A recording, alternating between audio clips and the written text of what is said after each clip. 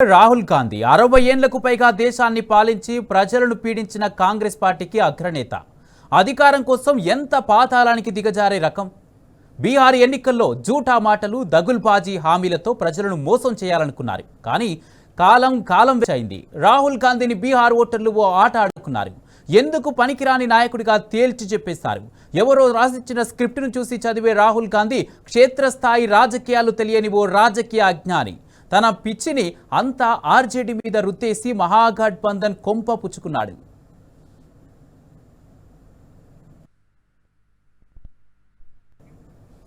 ఒక్క ఛాన్స్ కాదు, రాహుల్ గాంధీ నేతృత్వంలోని కాంగ్రెస్ పార్టీకి ఎన్ని ఛాన్సులు ఇచ్చినా దండగే. దేశాన్ని బాగు చేసే తెలివి లేదు. ఎంతసేపు జేబులు నింపుకోవడం, భూములు కబ్జా చేయడంపైనే ధ్యాస. అభివృద్ధి సంగతి తెలియని అజ్ఞాని రాహుల్ గాంధీ. బీహార్ ఎన్నికలు ఇవే విషయాలను మరోసారి కుండబద్దలు కొట్టాయి. రాహుల్ చెప్పే బురిడి మాటలకు మోసపోమని మొహంపై ఉమ్మేసినంత పనిచేస్తారు.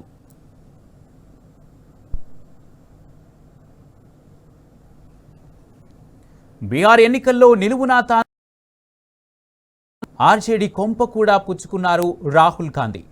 మహాగఠబంధన్ పేరుతో 7 పార్టీలను ఒకే గొడుగు కిందకు తెచ్చి ఎన్డీఏను ఇంటికి పంపిస్తారని ప్రగల్భాలు పలికిన రాహుల్కు నోరెత్తకుండా చేశారు బీహార్ ఓటర్లు. ఎన్నికల్లో ఏమాత్రం ప్రభావం చూపకపోతే ఇప్పుడు ఆయనే ఇంటిదారి మర్చిపోయాడు. బీహార్లో మహాగఠబంధన్ ఓటమికి 100% రాహుల్ గాంధీ అసమర్థతే కారణం. 2020 ఎన్నికల్లో ఆర్జేడీ 75 సీట్లు గెలుచుకుంటే ఈసారి 25 కూడా దాటలేదు. గతంలో 19 సీట్లు కైవసం చేసుకున్న కాంగ్రెస్ ఈసారి జస్ట్ సింగిల్ డిజిట్కే పరిమితమైంది. ఎన్నికల ప్రచారంలో టికెట్ కేటాయింపు దగ్గర నుంచే రాహుల్ అడుగులు తడబట్టాయి. రాహుల్ గాంధీని కాదని ఆర్జేడీ 143 స్థానాల్లో అభ్యర్థులను ప్రకటించినప్పుడు అనుకున్నారు ఈయన పని కథమని. సిగ్గు శరం అన్ని వదిలేసిన కాంగ్రెస్ పార్టీ 61 స్థానాల్లో పోటీ చేసింది. ఆ తర్వాత అయినా మనోడు ఏమైనా మారాడా? సమస్య లేదు. టికెట్ల కేటాయింపును చివరి వరకు సాగదీసిన రాహుల్ ప్రచారంలో ఇసుమంతైనా ప్రభావం చూపలేకపోయాడు. కూటమిలో ఉన్న అన్ని పార్టీలను కలుపుకొని వెళ్లడంలో ఘోరంగా ఫెయిల్ అయ్యాడు. బీహార్ సమస్యలను పట్టించుకోకుండా ఓట్ల చోరీ అంశాన్ని నెత్తికెత్తుకున్నాడు. ఆర్జేడీ కొంప ముంచడానికి ఇదే కారణమైంది. మొత్తంగా మహాగఠబంధన్కి ఘోర ఓటమికి రాహుల్ కారణమయ్యాడు.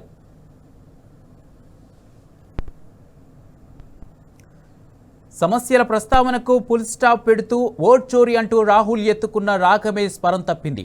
ఓట్ చోరీపై గురిపెట్టి పోలింగ్ కేంద్రాల ముందు నిరసనకు దిగాడు. ప్రతిపక్షాలకు సంబంధించిన 65 లక్షల ఓట్లు తొలగించాలని మోడీ మీద దండయాత్రకు దిగాడు. ఇది కూడా బీహారీలకు చిరెత్తుకొచ్చేలా చేసింది. 61 స్థానాల్లో పోటీ చేసి కాంగ్రెస్ కేవలం 1 స్థానానికి పరిమితమైంది. రాహుల్ గాంధీ ఎఫెక్ట్ మహాగఠబంధన్ మిత్రపక్షాలకు చేదు అనుభవాన్ని మిగిల్చింది. రాహుల్ అసమర్థత రాజకీయం, ఆయన బలహీనమైన పనితీరు మహాగఠబంధన్ విజయ అవకాశాలను మొత్తం దెబ్బతీసింది. తన గోచి సర్దుకునే తెలివి లేదు కానీ ఈ కాంగ్రెస్ నాయకులు అవతలి వాళ్లకు నీతులు బోధిస్తారు. తెలంగాణలో ఓట్ చోరీతో జూబ్లీహిల్స్ ఎన్నికల్లో గెలిచి ప్రగల్భాలు పలుకుతుంది. ఇప్పుడు ఓడిపోతామని తెలిస్తే పోరాడాలి, కానీ ఎలాగైనా గెలవాలి అని అడ్డదారులు తొక్కొద్దు. పోరాడి ఓడితే చరిత్రలో నిలుస్తారు, కానీ అడ్డదారులు తొక్కి గెలిస్తే చరిత్రహీనులుగా మిగిలిపోతారు. తాజాగా జూబ్లీహిల్స్ గడ్డపై కాంగ్రెస్ కుతంత్రం బట్టబయలైంది. హస్తం పార్టీ నేతలు ఇక్కడ ఓట్ల దొంగలుగా మారి ఓటరు జాబితాల్లో హస్తలాఘవం చూపించారు. కాదేది కాంగ్రెస్ నేతలకు అసాధ్యమన్న రీతిలో ఓట్ చోర్కు పాల్పడ్డారు. ఒకవైపు రాహుల్ దేశవ్యాప్తంగా ఓట్ చోరీ అంటూ గొంతు చించుకుంటున్నాడు. బీజేపీ ఓట్ చోరీకి పాల్పడుతుందని ఎలుగెత్తుతున్నాడు. కానీ ఇక్కడ స్వయంగా రాహుల్ గాంధీ సొంత పార్టీ నేతలు జూబ్లీహిల్స్లో దొంగ ఓట్లతో గెలిచేందుకు కుతంత్రాలకు పాల్పడ్డారు. అధికారం చేతిలో ఉంటే ఏకంగా ప్రజాస్వామ్యాన్నే నడిబజార్లో నిలబెట్టి నరికేయవచ్చని నిరూపించారు. కింది స్థాయి అధికారులతో కుమ్మక్కైన కాంగ్రెస్ నేతలు జూబ్లీహిల్స్లో వేల సంఖ్యలో దొంగ ఓట్లు నమోదు చేశారు.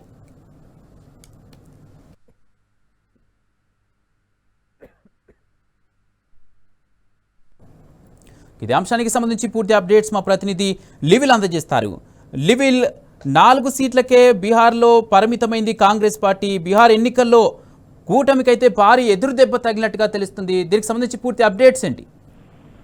వాళ్ళ ఏదైతే బీహార్ అసెంబ్లీ ఎన్నికల్లో ఘోర కీలకమైన పరిస్థితి కనబరుస్తుంది.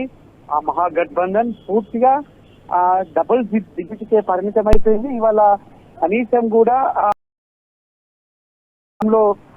అనేక గతంలో వచ్చిన 2020 అసెంబ్లీ సాధారణ ఎన్నికల్లో వచ్చిన సీట్లు కూడా ఇవాళ రాకపోవడం పూర్తిగా రాహుల్ అసమర్థతకు ప్రధాన కారణంగా చెప్పుకోవచ్చు.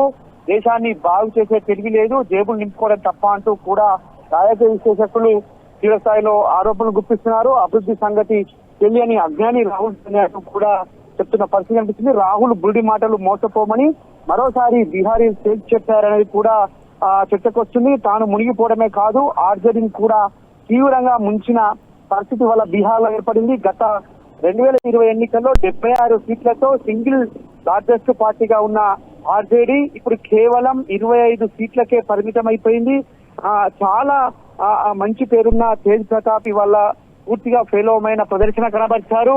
ఎన్నికల్లో ప్రభావం చూపించలేక ఇంటి జారి మర్చిపోయిన రాహుల్ గాంధీ వల్ల ఆర్జేడీ కుంపముంచినట్లు కూడా ప్రధానంగా తెలుస్తుంది. అంటే పూర్తిగా గతంలో కాంగ్రెస్ పార్టీతో అంటకాగితే ఏ విధంగా ఉంటుందనడానికి నిదర్శనంగా చెప్పుకోవచ్చు. గతంలో కూడా హర్యానా కావచ్చు, ఇతర రాష్ట్రాల్లో కూడా కాంగ్రెస్ ఫెయిలవమైన పరిస్థితి చూపించింది. వాళ్ళ కూడా మళ్ళీ ఇదే పరిస్థితి చూపించింది. మొదటి నుంచి కూడా ఆర్జేడీ తానుకు తానుగా ఒంటరిగానే బరిలోకి దిగుతామని చెప్పినప్పటికీ తర్వాత కొన్ని అంశాల వారీగా ఇద్దరు కలిసి పోటీకి కూర్చుకున్నారు. విఐపి ఇటు ఆర్జేడీ అటు కాంగ్రెస్ పార్టీ.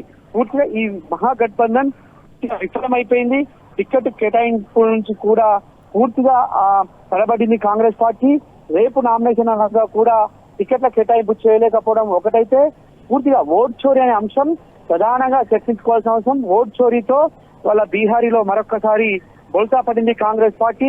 ఓట్ చోరీ అనే అంశాన్ని ప్రధాన అంశంగా తీసుకొని ఓట్ అధికార యాత్ర చేపట్టడం, ఓటు అధికార యాత్రతో పాటు అనేకమైన కీలక అంశాలను పదే పదే ప్రస్తావించడంతో రాష్ట్రంలో ఉన్న సమస్యలు, రాష్ట్రంలో ఉన్న అనేక విపత్తులు, రాష్ట్రంలో జరుగుతున్న నష్టం, రాష్ట్రంలో ప్రజల సమస్యలను ఇవాళ చూపించలేకపోయింది. ఈ విధంగా ఓట్ చోరీతో ప్రజలను ఆకట్టుకోలేకపోయింది.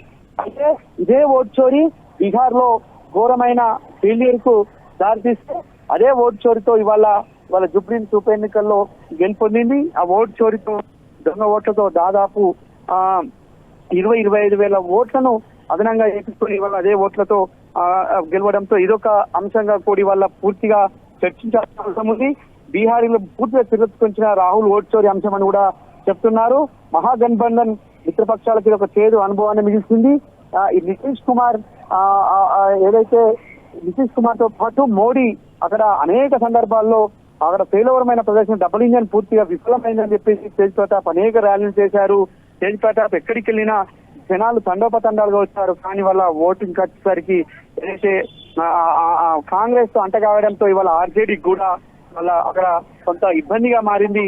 వాళ్ళ సింగిల్ లార్జెస్ట్ పార్టీగా ఉన్న ఆర్జేడీ కేవలం ఇవాళ డబుల్ కేవలం 25 సీట్లకే పరిమితం కావడం పూర్తిగా ఇది కాంగ్రెస్ పార్టీ చెప్తున్నారు. దేశవ్యాప్తంగా ఓట్ చోరీ అంటూ గొంతు చింపుకుంటున్న రాహుల్ గాంధీ స్వయంగా తను అధికారంలో ఉన్న రాష్ట్రాల్లో అదే ఓట్ చోరీతో ఇవాళ అధికారం చెలాయిస్తున్నాడు. అంటే ఖచ్చితంగా ఇవాళ రాహుల్ గాంధీ ఏదైతే ఎంచుకున్న అంశం ఉందో అది ఒక రాష్ట్రంలో ఒకలా, మరో రాష్ట్రంలో మరోలా ఉండడం ఇది పూర్తి చర్చనీయాంశమైపోయింది.